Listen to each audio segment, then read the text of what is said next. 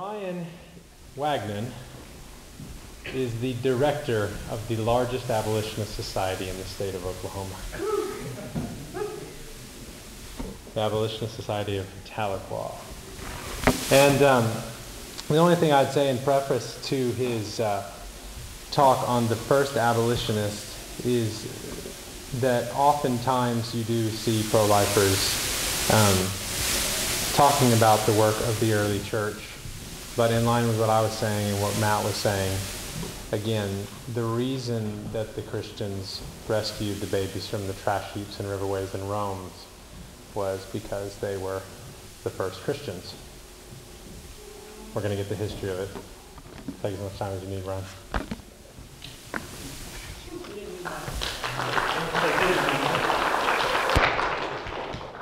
As in 30 minutes or so. You're probably going to turn me down, Aaron. My wife tells me I'm loud. I am. All right. I'm glad to be here this morning and glad to be with you guys, all of you from various states and places around. Look forward to meeting all of you. My name is Brian Wagnon. I'm from Tahlequah, Oklahoma, and I'm going to be speaking to you this morning about the first Christians and the first abolitionists. And I'm going to be talking a lot about what has been mentioned by both speakers and by everybody talking about this is providential history. How God has worked things in history to give us something to go by. So I think it's a little bit important, not that I'm important, but just tell you a little bit, a small piece of how I ended up standing up here. I came out of college with an idea that I was going to be like Russ and Matt and some of these other people here and get my PhD. So the way that I started that was to, of course, go into a master's program. I went to a master's program in church history at Abilene Christian University in Abilene, Texas. And I dropped out. Had about 2 years. I was almost to the point of everything but my thesis. And I dropped out, came back home. But I learned a lot of things there. And when I came back home, I re-met my wife, Ashley, who I grew up in church with. And a few years down the road, we decided to have children. And yes, sorry. I welcome those kind of questions. Thanks, Grant. Yes, we got married, and then we decided to have children.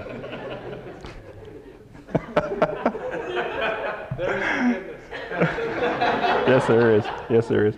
Decided to have children, and I'd always called myself pro-life, sort of like Russ and probably a lot of other people in here. I know we have some people that have completely converted, but from pro-choice to pro-life. But I always called myself pro-life. I voted, did all the stuff that I thought I was supposed to do, and then. At about 30 weeks, my wife got very sick, and my son had to be delivered at 30 weeks. So here we have this 3-pound, 1-ounce baby boy, Isaac. And God rocked my world with that, obviously. Not only did he rock my world in the way that I looked at pregnancy and fatherhood and parenthood and babies, but at the same point he spoke to me in a, not audibly, I don't think, but he spoke to me that there are babies that are the size of your son that are being killed every day. And I didn't really know what to do about it. I was like, I'm pro-life, I vote, I do all this stuff. I thought I did all this stuff. And I didn't really know what to do about it. In the meantime, to move along, we started ministering to preemie families after that. That was one calling that God laid on our lives after that. And then I started just kind of looking around, and it wasn't until I started seeing things on Facebook about the Abolitionist Society that God really sparked me into thinking about living my life daily, fighting this evil. And somehow, providentially, I end up having a little bit of knowledge about church history. So that's why I'm standing here today. I'll get into my thing here. This is not about me. I just want to share a little bit. Abolition is not a new movement or phenomenon. I think it's very important that we study the roots of any movement. Being Christians, we study the roots of Christianity. Being certain denominations, we study the roots of those denominations. That's a lot of what I did. I grew up a Baptist. I was at a Church of Christ school, kind of a mixture of very many movements. But abolition is clearly defined in history. The first Christians did not call themselves abolitionists, but by their actions, they were the first abolitionists.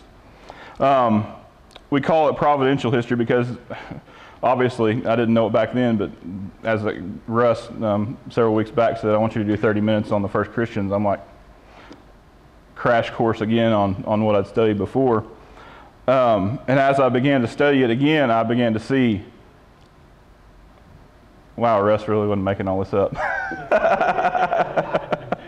I began to see so many things that are parallel to what we're doing today in the first Christians, and so many things that were parallel in their actions and in their words and in their speaking about the same subject that we are fighting, because the Christians did speak out about abortion and other things that I'm going to talk about.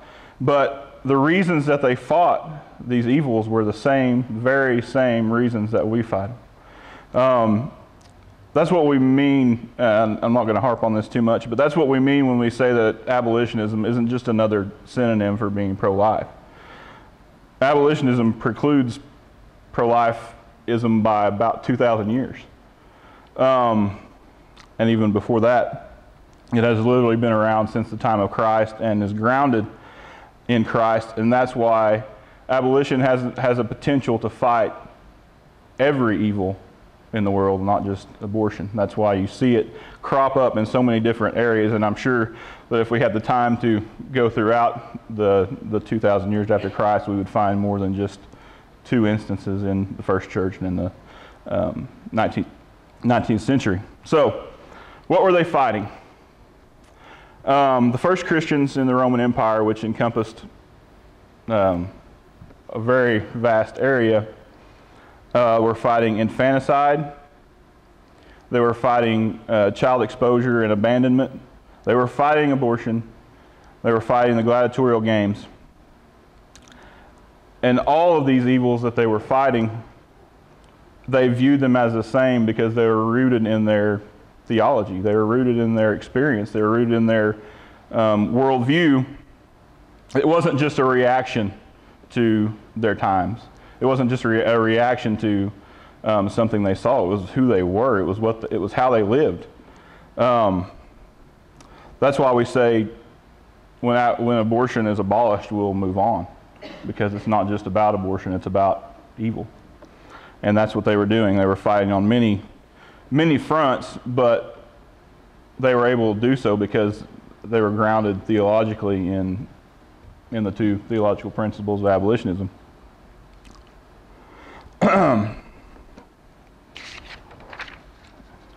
The roots of early abolitionism.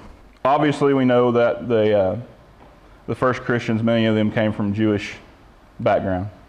Not all of them. The pagans, some of the pagans that I'm going to read quotes from, did never grow up Jewish, but it's rooted in the Old Testament and rooted in Jewish thought. And the main thing that it is rooted in is the Jewish idea of creation, what we know as Genesis, that humans were created in the image of God, everyone, from Adam to now. I found some interesting things in looking at this. I'm not a scholar of Hebrew. I didn't make it that far. But the Hebrew word for the womb is raham. And there are other instances in the Old Testament that this word is used and is translated differently. It's translated as compassion and tender mercy. And I found that interesting because that's what the womb is supposed to be. And in the early during the time of the early church, 1st through 4th century, the Christians saw that women were not using it in that way. Men were not using it in that way. They were using it for their pleasure. They were using it for their evil desires and discarding the children that were the fruit of the womb. We obviously know that the fight was rooted in the 10 Commandments. It was rooted in thou shalt not kill. It's a pretty simple commandment. It was rooted in the law, Exodus 21, 22 through 25, which you'll also hear people quote saying that the Bible says killing an unborn infant is all right because it's taken wrongly. Is when men strive together and hurt a woman with child so that there is a miscarriage, and yet no harm follows, the one who hurt her shall be fined according as the woman's husband shall lay upon him. He shall pay as the judge determines. If any harm follows, then you shall give life for life, eye for eye, tooth for tooth, hand for hand, foot for foot, burn for burn, wound for wound, and stripe for stripe. Obviously we know, and I know pretty well, that if a child comes early, they're fragile. And they knew this too, and that if the action of this man killed the child, then he would be killed himself. There's also so many other scriptures I could talk about in the Old Testament. We all know some of them, Psalm 139, Proverbs 21, Jeremiah 1, that all point toward the Jewish idea that life is sacred from conception. There's also found in the kind of the contemporary Jewish writing of the first century, the Sibylline oracles, one quotation, and it's listing the godless who will be punished, and in that list is all who cause abortions and cast away their children. It was this worldview that Jesus and the disciples were raised in.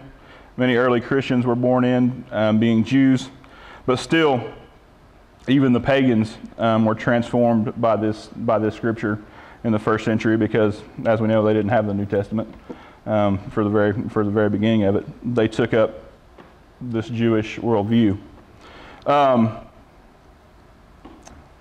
I mentioned before, the fragility of a child born early and just right after birth. Also, there's a fragility in the child in the womb. And I want to move on to the New Testament ideas that rooted abolition. That was the, first off, just as I started with the first theological tenet, that is the image of God. Rooted in the New Testament is the incarnation of Christ. And Russ and a lot of other people have done a very good job of pointing out that picture that he showed up here of the blastocyst, Jesus Christ was a blastocyst at one time. He came into the womb of a virgin and placed himself in such a fragile situation that anything could have happened. But providential history had it that he was born. He survived the infanticide of the day, which was all about him trying to find him and kill him. Also in the New Testament we find the question or the idea of who is our neighbor, loving our neighbor as ourselves, as Matt talked about.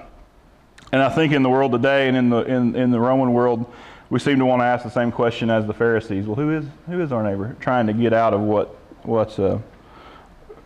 what Christ calls us to do. And then I had listed down too the Great Commission, which has been expounded upon here.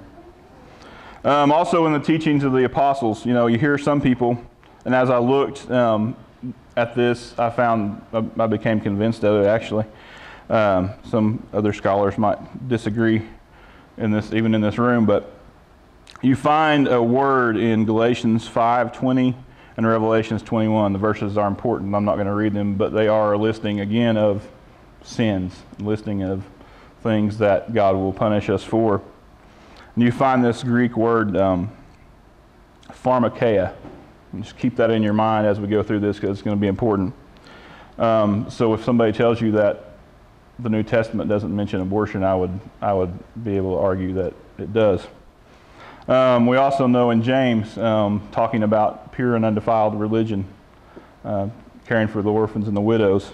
And I would ask you the question, who is more of an orphan than someone who's abandoned before birth by their mother and their father to death? Ephesians 5:11, Christians are to expose the evil in their society, not take part in it. It was these ideas that the first Christians had in their mind as they fought this evil. And I want to get into kind of a chronology of the early abolitionists. There's a lot of reading involved here. I don't want to get it wrong, though, so bear with me. It becomes a little bit tedious. The time period that we're looking at here is basically 90 AD to 400 AD, which was a generation basically removed from the apostles. Hopefully I've brought you up to that point. The first mention of these practices and the way Christians are to confront them is in the Didache, sometimes called the teachings of the apostles. It starts out by saying, here are two ways, one of life and one of death. And there's a great difference between those two ways. And then later on, it addresses the actual issue. The second commandment of the teaching, you shall not commit murder. You shall not commit adultery. You shall not commit pederasty. You shall not commit fornication. You shall not steal. You shall not practice magic. You shall not practice witchcraft. And you shall not murder a child by abortion, nor kill that which is born. Again, we see these ideas crop up in these early teachings. Again, the Epistle of Barnabas, which is another writing outside of Scripture, but was informative to the early Christians. Thou shalt not doubt whether a thing shall be or not be. Thou shalt not take the Lord of your God in vain, name of the Lord your God in vain. Thou shalt love thy neighbor more than thine own soul, and thou shalt not murder a child by abortion, nor again shalt thou kill it when it is born.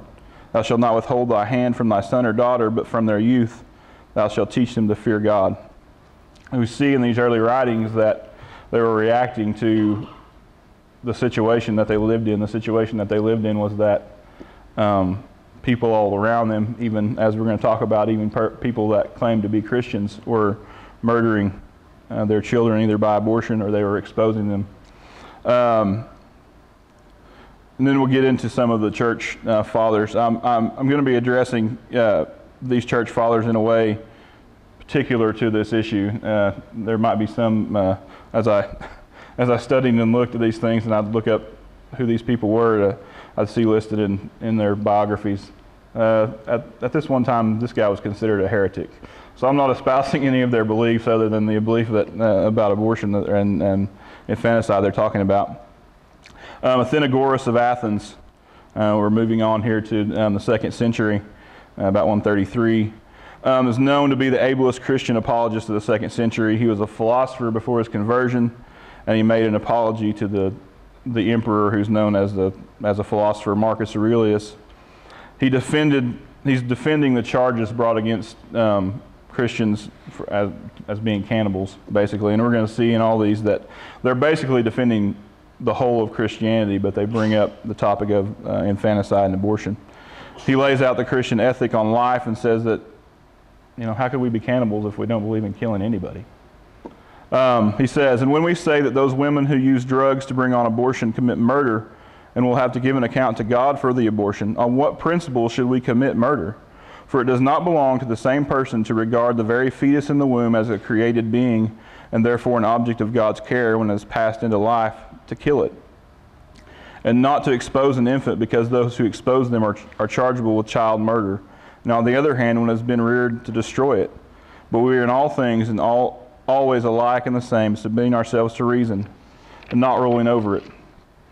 Clement of Alexandria, another church father, he points out the absurdity of the pagan culture through contrasting the treatment of animals versus the treatment of children. He says, although keeping parrots and curlews, somebody can tell me what a curlew is, I don't know.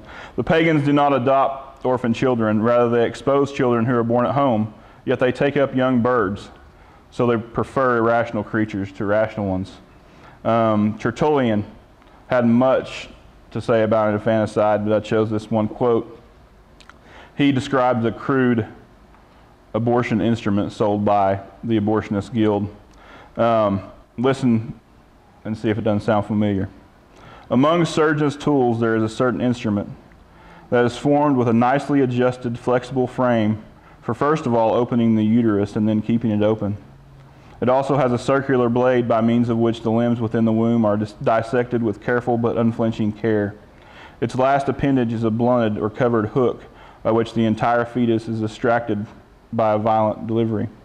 There is also a copper needle or spike by which the actual death is brought about in this treacherous robbery of life. From its infanticide function, the given name is killer of the infant, which infant had of course once been alive. Hippolytus, Roman presbyter, prolific writer of the early church, he talks specifically refuting heresies about Christians who obtained abortions and some of the roots of why abortions were popular among the pagans, which I'm going to talk about here in a minute. Women who were reputed believers began to resort to drugs for producing sterility.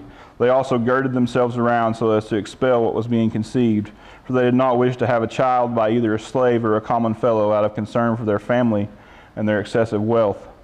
See what great impiety the lawless have advanced. He teaches adultery and murder at the same time.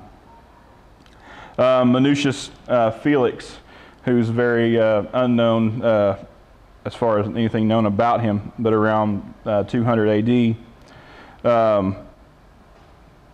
he presided over a debate between a Christian and a pagan, where Christians had to say this about the pagan practice of infanticide and abortion. There are some women who, by drinking medical preparations, extinguish the source of the future man in their very bowels, so they commit murder before they bring forth. And this is about infanticide and child exposure. I see that you at one time expose your begotten children to wild beasts and to the birds, and another you crush when strangled with a miserable kind of death. And these things assuredly come down from your gods. Justin Martyr, moving toward about 250 AD, we have been taught that it is wicked to expose even newly born children. Lactantius was an advisor to Constantine, and we're getting to the part where all of these actions that these Christians have taken are going to come to a head. He was an advisor to Constantine and spoke clearly on infanticide and exposure. He said, "Let no one imagine that to strangle a newborn is allowable, for this is the greatest impiety. God breathed into their souls for life, not for death. Men deprive souls that are still innocent and simple of the light that they themselves had not given. Or can those persons be considered innocent who expose their own offspring as prey for dogs?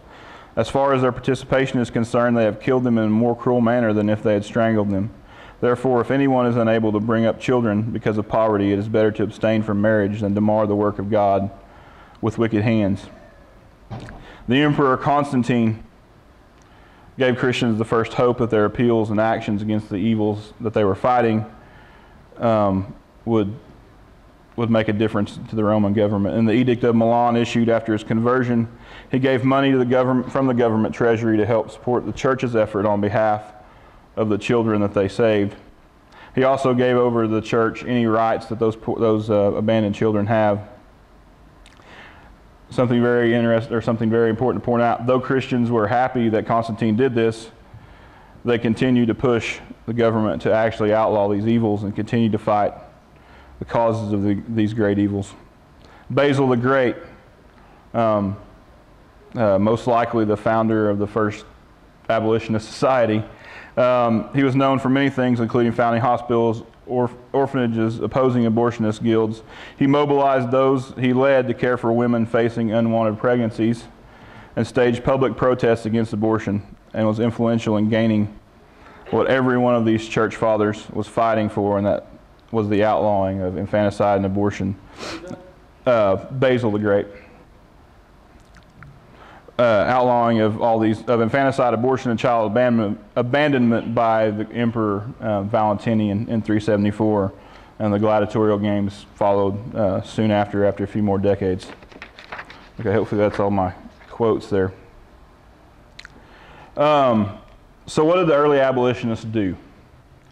When I started thinking about this and talking about this, I kind of thought of the term or the cliche, when in Rome, do as the Romans do. They did exactly the opposite. So they weren't following, as Matt pointed out, they weren't following the Roman culture. They weren't following the culture of their day, even though many of them were raised up in that pagan culture of syncretism and allowing just everything's all right as long as you're doing something, as long as you're being a good person. Kind of sounds familiar. What did they do? The first thing they did was prohibit these practices among other Christians. And this is where we start drawing parallels to our own fight. Would abortion be so widespread if it wasn't accepted by some people who call themselves Christians? The standards for Christian living that these first Christians set weren't always followed by everybody who called themselves Christians. But you can see and there's so many more quotations that you can find in the writings of the early Christians. They strictly prohibited infanticide, abandonment, abortion to their people. The second thing they did was they made appeals to the government, which were, of course, largely unheard. But as I talked about, Athenagoras, Minucius Felix, Tertullian, all these church fathers wrote Justin Martyr apologies. And basically, what in the early church speaking, an apology was a defense of Christianity to non-Christians. They wrote these apologies to emperors. They wrote these apologies to governors. They wrote these apologies just in general. So, I guess anybody that could read would read. The philosophers of the day would read and see that all these rumors that were going around about Christians weren't true, one, and two, would see that they really were dissidents to the culture. They lived completely differently than those around. And as we see in Basil, who I'll talk about a little bit more, they didn't just say these things; they lived them out within the culture. They preached against the root causes of these issues. I think you'll find a lot of parallels today in this as well. A lot of infanticide, child abandonment, abortion was put off on poverty. A lot of people would go around saying, all the philosophers would go around saying that it was poverty that caused all these people to do what they did. There were two main things that I found that actually caused people to commit these acts. Adultery. There was an utter disregard for marriage in Roman culture. It was a problem that even pagan philosophers realized. They attributed it, there was a Greek philosopher that attributed this utter disregard for marriage to the downfall of Greek society. Basically, high-born women and men would have affairs, and they would then go to these people that pervade these instruments like I just described, or the reason that I brought up the word in Galatians and Romans, the pharmakeia, is they would mix potions, we'd probably call it medication. They would mix abortifacient medication and give it to these women, or they would sell it to the men who would then give it to the women, and it would cause an abortion. There was also a Stoic philosophy that came into large part. They believed that singleness and childlessness equaled power. They would remain single, remain childless, so that they could hold sway over other people. In that culture, if there was a highly regarded man and he was single, women would flock to him. And it wasn't that they were abstaining from what creates a child. It was that they were destroying that child before it was born or right after. So they preached against these root causes of these evils. They supported poor families and women in crisis.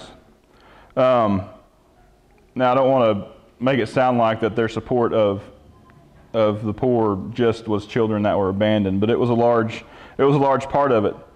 And Christians cared for these families and these children out of a common fund.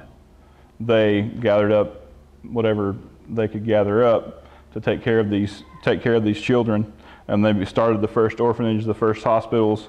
Before Constantine, this was based solely on their giving themselves. They also took care of women in unwanted pregnancies. Many of these were due to poverty. They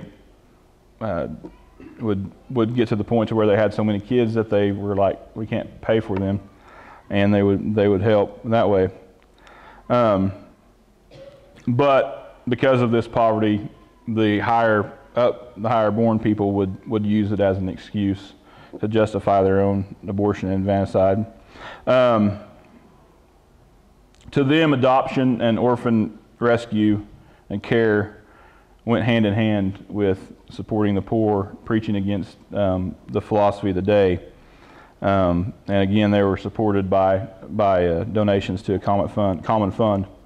The last, not necessarily a method of early abolition, but the last thing I want to talk about is, and you'll have to forgive me if I pronounce this word wrong. I still haven't figured out how to pronounce this word.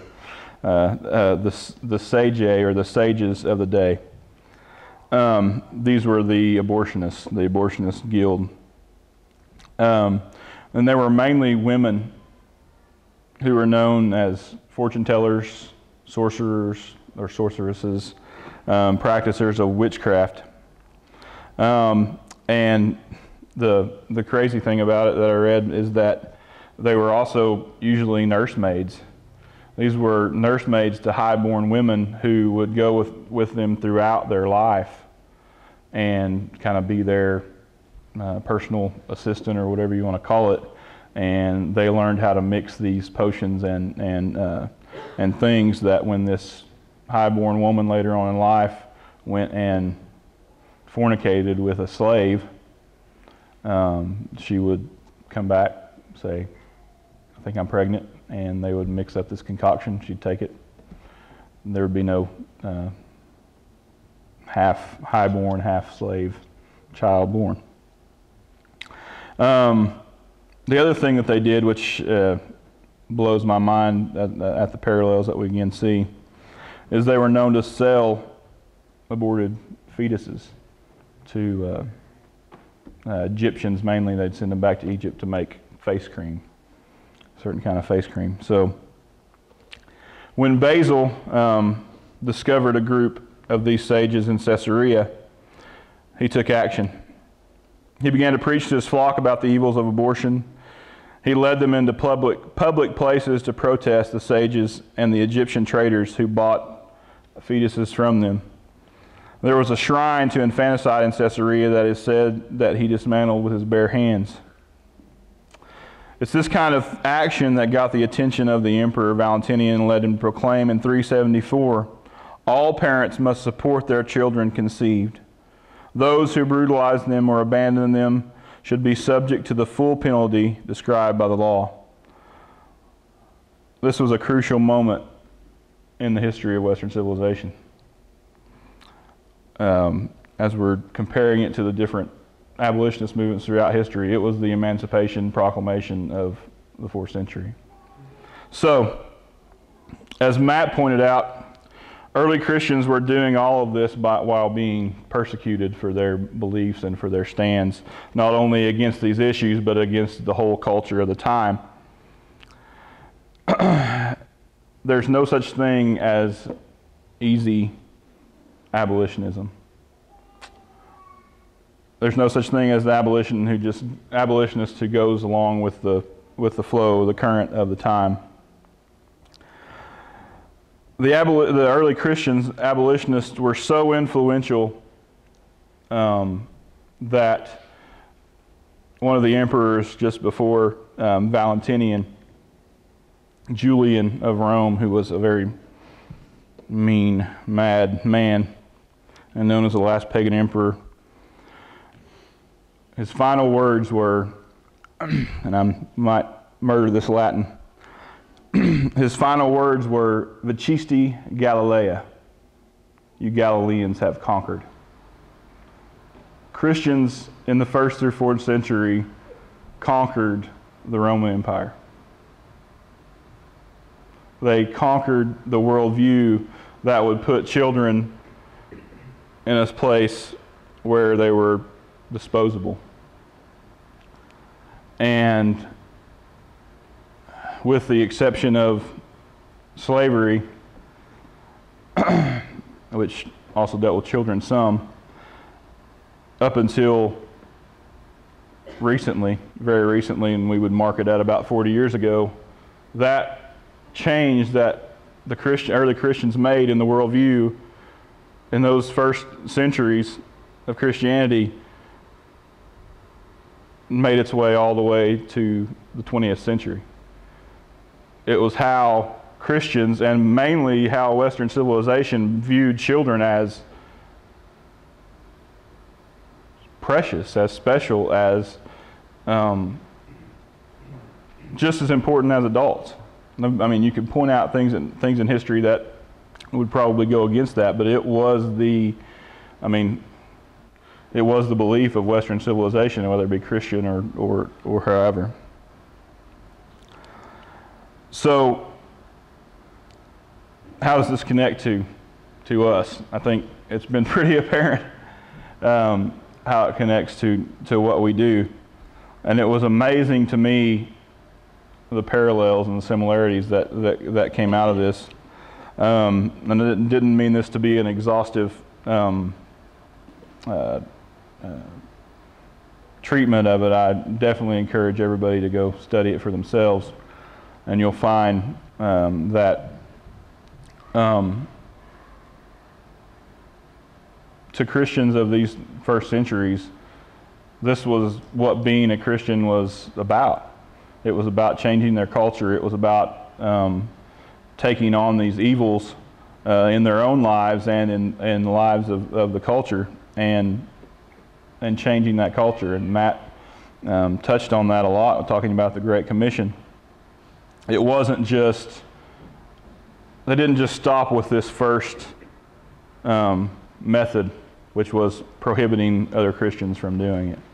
I mean, if we could get that to happen today with abortion, then we'd be a long way. But they didn't just stop and say, this is just for Christians only. They said, no, this is for the world. This is for a culture, the known world at that time. And just as the abolition of slavery, they did so because of those two beliefs that they had. Every human is created in the image of God. Jesus Christ became human, came to save us. Somehow, grounding all of their lives and all of their actions in those two beliefs led to I would say, the philosophical destruction of the Roman Empire before the actual physical destruction of the Roman Empire. Because Rome was based on power. Rome was based on lust. Rome was based on just do whatever you please, and whatever feels good, do it. And I don't think I have to draw too many lines to see that that's where we are today.